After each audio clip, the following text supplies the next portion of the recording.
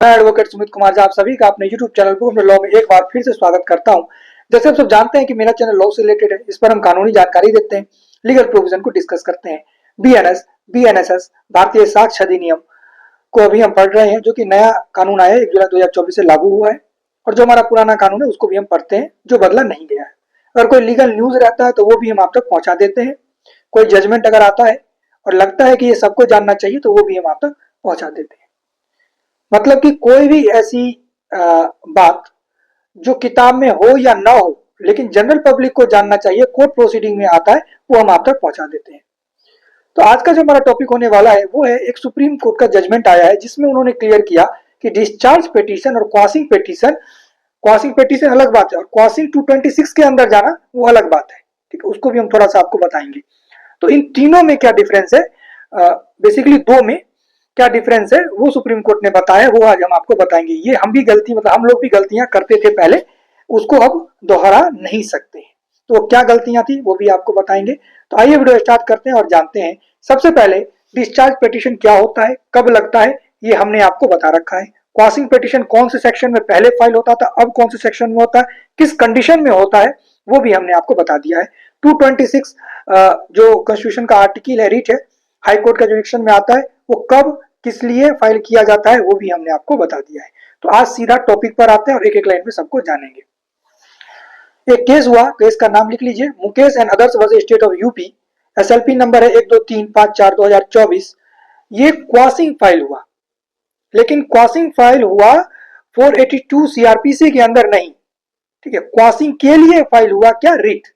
क्वासिंग file जब होगा वो किसमें होगा, 482 सीआरपीसी में, लेकिन क्वासिंग के लिए रिट फाइल हुआ किसमें, 226 के अंदर, यानी हाई कोर्ट के अंदर रिट फाइल हुआ क्वासिंग के लिए, किसका, एफआईआर का।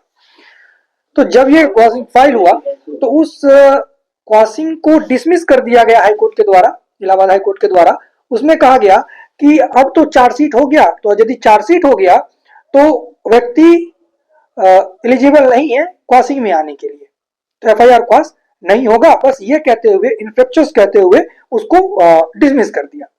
वो व्यक्ति गया सुप्रीम कोर्ट में। सुप्रीम कोर्ट का केस हमने आपको बताया, नंबर भी बताया।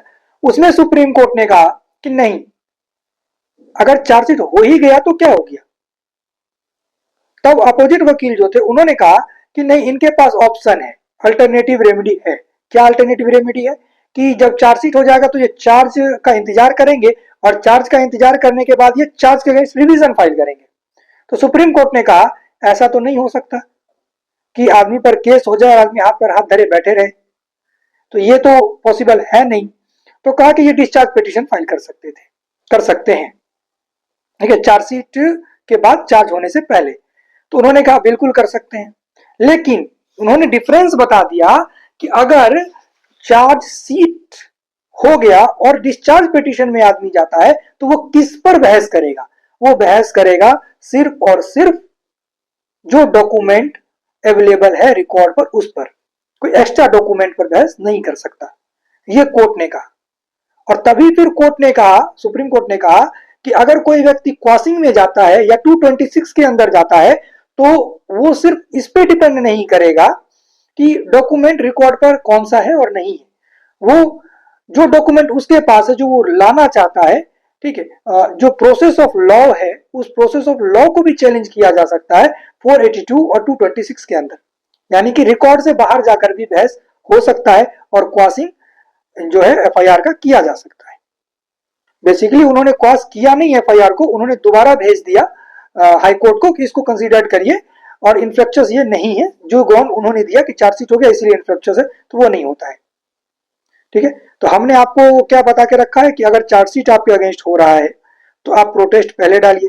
प्रोटेस्ट डालने के बाद आप डिस्चार्ज पिटीशन लगाइए। तो डिस्चार्ज पिटीशन का एक नया रूल आया है, हम आपको बता देते हैं, पहले भी बता रखा है कि अब 60 दिन के अंदर ही, जब ही आपका केस कमिट हो जाता है सेशन कोर्ट में 232 के अंदर। सेशन ट्रायल कैसे चलता है हमने आपको बता रखा है, सब डिस्क्रिप्शन बॉक्स में रहेगा, वहां से जाकर के देख सकते हैं। एकदम लिंक हम दे देंगे, आप एक लाइन से अगर देखेंगे तो आपको सब समझ में आ जाएगा कि कहां पर क्या हो रहा है। ठीक है, तो 232 में केस कमिट होगा, कहां, सेशन ट्रायल में, बीएनएसएस का। और उसके 60 दिन के अंदर आपको डिस्चार्ज पिटीशन लगाना होगा। इन बिटवीन जरूरी नहीं है कि चार्जशीट हो गया तो आप क्वासिंग में नहीं जा सकते, आप क्वासिंग में भी जा सकते हैं।